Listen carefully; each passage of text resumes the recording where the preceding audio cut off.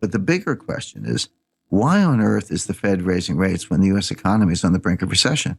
When the U.S. economy is hanging by a thread, you don't raise rates in a weak environment. You raise rates when, the economy's hot, unemployment's, lower than it is, but inflation is taking off, things look speculative, and then you raise rates to cool it down a little bit, and then when the market cools down, unemployment goes up, inflation falls, then you ease, then you cut rates.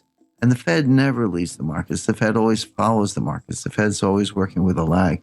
Jim Rickards breaks down the Fed's perplexing move to raise rates amidst economic turmoil, revealing their strategy for the next recession. Delve into the conundrum of rate hikes and cuts and uncover the truth behind global taxation initiatives. Discover why understanding nominal versus real interest rates is crucial for economic decision-making. Tune in for insights on navigating the financial landscape in a world of shifting policies and market dynamics. So why on earth are they raising rates in a difficult, challenging economic environment? And the answer is they're doing it for the wrong reasons. They are desperately trying to raise rates so they can cut them in the next recession. Yeah. The history is that you need to cut rates 300 or 400 basis points, 3 or 4%, in other words, to get the U.S. out of a recession. And typically the way it works is you go into a recession at, 6.5% interest rates. You cut them 3% down to 3.5%, maybe a little more. And then that's enough to get the economy out of the recession. Well, how do you cut 300 basis points when you're only at 25 basis points? Well, you can't, obviously. They're trying to raise rates so they can cut them. I say this is like hitting yourself in the head with a hammer because it feels good when you stop. But the Fed's conundrum is, how do you raise rates enough so that you can cut them in the next recession without causing the recession you're trying to prevent? That's the conundrum. And I think the answer is you can't do it. They're going to cause the recession. The Fed is not neutral when it comes to raising rates. They are biased in favor of raising rates. So it's not the case. When they wake up in the morning, they're not asking themselves, do I want to raise rates? Do I not want to raise rates? What's the data dependent, all this stuff. They wake up and say, I want to raise rates. Can I? In other words, just because they want to raise rates doesn't mean the coast is clear. So I analogize this to a little kid who's trying to steal money from mom's wallet. If mom's looking, they won't take it. But if mom's out in the backyard, they'll go grab some money. So the Fed will raise rates whenever they think they can get away with it. So they want to raise rates. They can't always raise rates if they think things are iffy or the markets don't expect it or financial conditions are already too tight for other reasons. They won't do it. But if the coast is clear, they will. When you throw out a phrase like world taxation, we talked a little bit earlier about world money, the SDR, and the initial reaction on the part of some readers is to roll their eyes and go, oh, there goes Jim again with all his crazy conspiracy theories. But these are not conspiracy theories. Again, I make the point. This is very, very important. This is all documented. This is all happening. You can go to these websites. You can attend these meetings. You can look at these working papers. It's all real. Now, as far as world taxation are concerned, we said earlier they love these crazy acronyms that no one understands unless you're expert on all this. But the key phrase here is BEPS, B-E-P-S. That stands for base erosion and profit shifting. So base erosion and profit shifting are the bad things that corporations do to get out of paying taxes. And the governments are going to lead an attack on BEPS, attack on base erosion and profit shifting. And this is all being directed by the G20. And of course, the G20 is this world leadership. It's basically the board of directors of the world. That's the easiest way to describe it. The G20 operates like a board of directors, but they don't have a big staff and directorate. But what they do is they farm out these projects to different existing agencies. It could be the United Nations. It could be the IMF.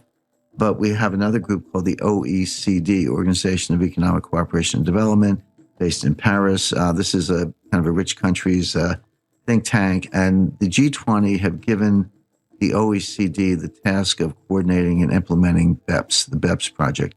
And the way it works is, let's say you have an invention, but you invent it in the United States. Well, if you patent that invention and license it for royalties and all those royalties come to the United States, you're going to pay U.S. tax on it. But what if you take the invention and contribute the intellectual property to an offshore company, and then that company then does all the global licensing?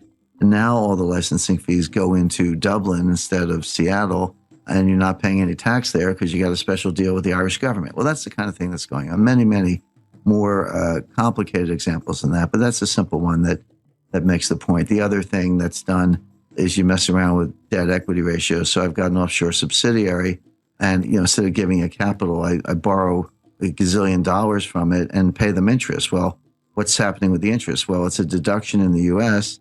and it's income in, say the Bahamas, right? So I get a nice fat tax deduction in the U.S. The money goes to a tax-free jurisdiction like the Bahamas, but I'm just taking it out of one pocket, putting it in the other, right? Because I own both companies. And the corporations are moving this money around so fast that nobody can keep track. So what the governments have decided to do is join forces. And they're going to create this global tax network. And they're going to say to every major corporation, you're going to have a global tax ID, not just your social security number, the corporate equivalent. You're going to have a global tax ID. And all of your subsidiaries are going to have IDs. And all of your transactions are going to have IDs. And all this information is going to be reported to a database to whatever country has jurisdiction. But then all the countries are going to share all the data using this unified ID system and then put it into one giant supercomputer and that everybody can access. So now all of a sudden, Germany's going to be able to see the other side of the trade. They may know that a German corporation is paying interest, but they'll be able to learn that the interest is going to an affiliate in Hong Kong that's not paying any taxes, et cetera. So they're going to have the complete picture. And then once you have the picture, you can attack it. You can use, anti-avoidance provisions. You can use special laws and, Section 269 of the Internal Revenue Code. I mean, they're equivalents all over the world. They have the tools, but what they don't have is the information. Under this BEPS project, they're going to get the information. Then they're going to combine the information and the tools, and then they're going to tax these corporations, and they'll be able to run, but they won't be able to hide. And then they're going to raise the rates. And then a lot of people say, well, what's wrong with that? Why shouldn't they pay their fair share? And my answer is, you should pay your fair share, but what's fair? So this is a full-scale assault on the ability of corporations to legally avoid taxes, but it's going to segue into something that's much more punitive, much more extractive.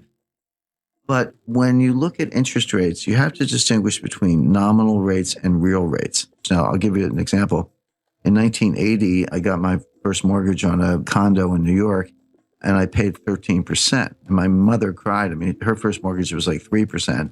And here I am paying 13% on mortgage. My mother was upset. She thought that was like a dumb decision. But I said, Mom, I'm paying 13% interest, but inflation is 15% and taxes are 50%. So my after-tax cost of funding is 7, inflation is 15. My real interest rate is -8. The bank is paying me to borrow because I get to pay them back in cheaper dollars. Whereas today, even with, say, a 4% mortgage, if inflation is only 1.5, which it is, that's a positive real rate of 2.5. So when I borrowed at 13%, the real rate was -5. Today, when you borrow at 4.5%, the real rate is +2 or 2.5. So nominal rates are at an all-time low, but real rates are very high. And that's what drives economic decision-making, and that's what drives the economy. And one of the problems that economists and policymakers are wrestling with is how do you get real rates negative? Because that's what stimulates borrowing. If I think I can go borrow money and pay it back in cheaper dollars so that the real cost is negative, I actually get free money from the bank or the bank pays me to borrow. That's what a negative interest rate means. That's supposed to be a prod or a stimulus to more investment, more R&D, and more consumption and more economic activity and higher aggregate demand. The global economy requires clarity and foresight. Jim Rickards' insights shed light on the enigmatic maneuvers of central banks and the evolving dynamics of taxation. Let's remember that behind the jargon lies tangible impacts on businesses and societies. Let's carry forth an awareness of the intricate mechanisms shaping our economic future.